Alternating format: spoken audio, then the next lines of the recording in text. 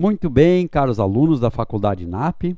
Essa, então, é a primeira de uma série que vai ser uma playlist no YouTube de como analisar as íris nas várias modalidades e várias disciplinas do curso de pós-graduação em iridologia aqui da Faculdade NAP. Iridologia e naturopatia. Então, a minha ideia aqui, ó, não é dar o peixe, né? Eu quero ensinar a pescar. Eu posso passar meu conhecimento, eu não posso passar a minha sabedoria. O saber é meu, né? O saber só vai ser de vocês à medida que vocês continuarem olhando íris, continuarem a fazer casos clínicos, continuarem a preencher as fichas de casos clínicos, aí o conhecimento passa a ser saber. E quando ele passa a ser saber, ele é de vocês, tá? Então deixamos combinado assim, né? Bom, o que nós podemos fazer para analisar, agilizar a análise da íris? Como aqueles que já fizeram iridologia orgânica sabem que eu tenho um segredinho de profissão que eu ensino, que é decorar as 7 zonas na íris. Você já decorou as 7 zonas, os 7 sistemas? Portanto, decore os 7 sistemas na íris. Isso vai trazer agilidade à sua análise. Vamos repetir isso? Então vamos lá. A primeira zona ou primeiro sistema na íris é o estômago, que ele fica mais ou menos na região mediana, né, aqui do colarete, certo? Nós podemos ver aqui, nós temos marcação aqui na área estomacal dessa pessoa, né? A segunda zona é o intestino.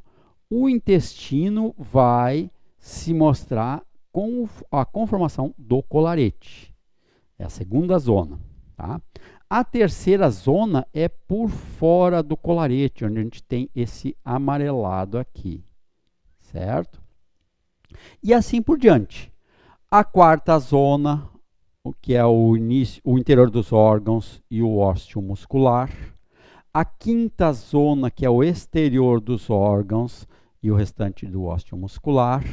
A sexta zona, que é onde nós temos o circulatório e o linfático, e a sétima e última zona, que é onde eu vou ter pele e orifícios. Por que decorar 7 zonas? Porque isso traz agilidade à sua análise da íris. Por exemplo, se nós olharmos essa íris, observe bem e me diga, qual é a zona mais marcada? É aqui, na região estomacal? É aqui na região intestinal? É aqui no sistema glandular? É aqui no ósseo muscular, na quarta e quinta zona? É no circulatório linfático ou é em pele e orifícios? Bom, eu já sei a resposta. E você? Dê uma boa olhadinha e tente identificar qual o principal problema dessa pessoa. Tá? Eu vou apagar aqui novamente as linhas para nós vermos qual é o sistema mais marcado. Ó, conseguiu identificar? Se você disse que é o glandular, que é aqui por fora do colarete, você acertou em cheio. Olha como está marcado a zona glandular dessa pessoa. A principal disfunção é glandular. Isso traz agilidade à análise. Então, depois, na sequência, nessa playlist de análises de íris, nós vamos analisar o comportamental, e aí nós vamos ver as áreas gatilho do sistema RAID, o perfil de personalidade, né, e algumas coisas importantes da parte comportamental. Mas, antes disso, você também pode fazer a abordagem que nós falamos na aula de iridologia orgânica ou clínica. Se estiver mais marcado no quadrante superior, a origem deste problema glandular é mental. Se estiver mais marcada na parte inferior, é genital urinária. A origem dos problemas. Urinária, né? Se estiver mais marcado na área nasal, o problema é comunicativo.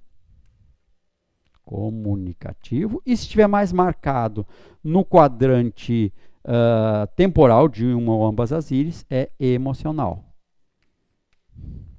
Então, essas duas análises são importantíssimas para se traçar a estratégia terapêutica, porque aqui eu posso ver que eu tenho um problema glandular, mas é de origem mental, né? A mente é que está afetando, porque é o quadrante mais marcado na íris.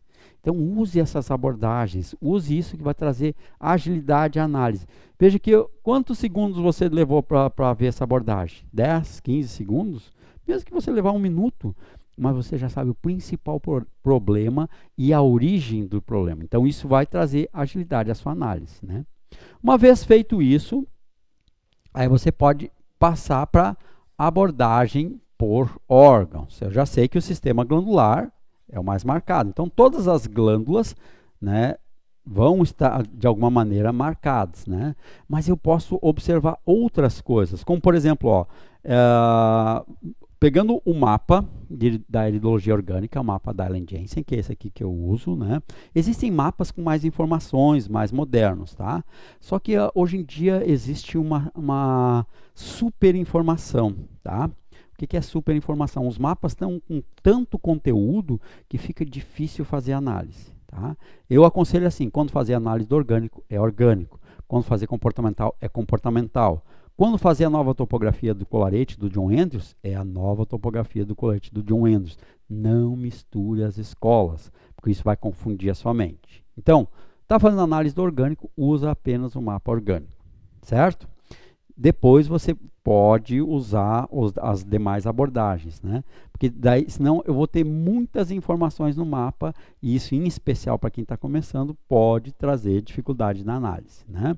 Então, se nós formos pegar aqui, ó, o mapa orgânico, o meu aqui está em inglês, tá? Mas já está lá na parte de materiais da disciplina, o traduzido ali para vocês, tá? Então, não tem como a gente desperceber uma grande lacuna aberta nos rins, né? Ah, professor, mas eu nem tinha visto isso, né? Claro, por enquanto é conhecimento. Você vai identificar quando for o seu saber. E só existe uma maneira de você saber: analisando, analisando e analisando íris, certo?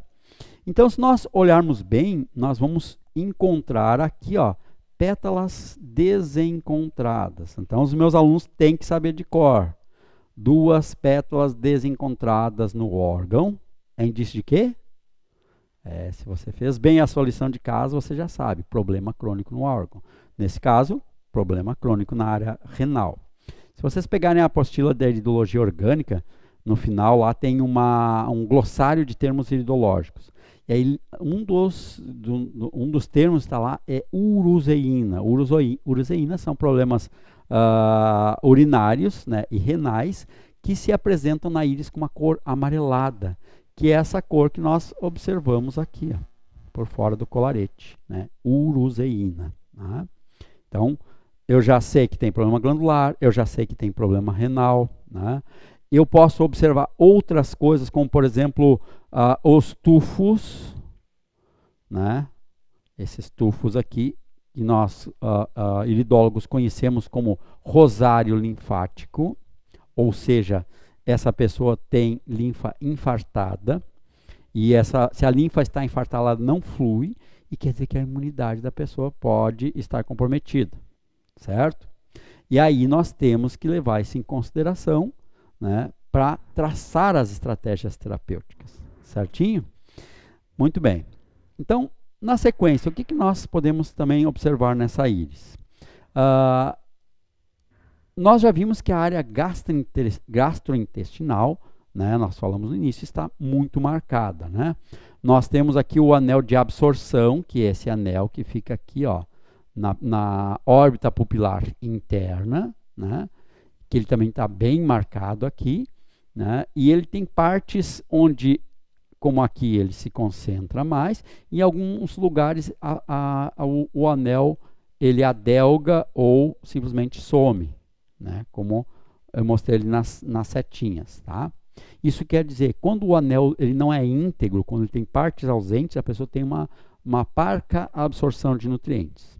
E aí as estratégias terapêuticas, né? Limpeza intestinal, observar como é que está a ingesta de magnésio, a importância da vitamina D, e em especial a D3, a vitamina K2, MK7, tudo que aumenta a absorção de nutrientes, né? A limpeza do fígado e da vesícula com sulfato de magnésio, né? Entra lá no nosso canal do YouTube e procura lá, limpeza do fígado e da vesícula com sulfato de magnésio. Vocês vão aprender então como fazer um detox profundo, eliminando as toxinas da área gastrointestinal, desopilando o fígado, retirando as pedras da vesícula e melhorando a absorção de nutrientes. Tá? Claro que para isso depois é preciso entrar com probióticos, só que essa não é uma aula de tratamentos, é uma aula de análise da íris. Tá? Então, uma vez que eu já fiz a abordagem sistêmica, já decorei os 7 sistemas na íris, já vi que a íris tem problema glandular, já vi que ela tem problema renal, já vi que essa íris tem baixa imunidade ou linfa infartada. Isso aqui já seria o suficiente, né, para mim traçar estratégias terapêuticas. Por menos que você saiba, mesmo que você esteja começando apenas na iridologia, você sabe muito mais que a pessoa na sua frente, né, e que muitas vezes não se dá conta dos problemas orgânicos pelas quais ela passa. Tá? Então você já pode traçar as estratégias terapêuticas com base nessas informações, certo? Agora, professor, mas tudo bem, mas e aí? Tem mais coisa aqui, ó. Eu consigo ver aqui raios na área cerebral, né?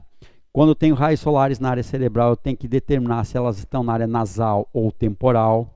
Então, isso também são informações relevantíssimas, né?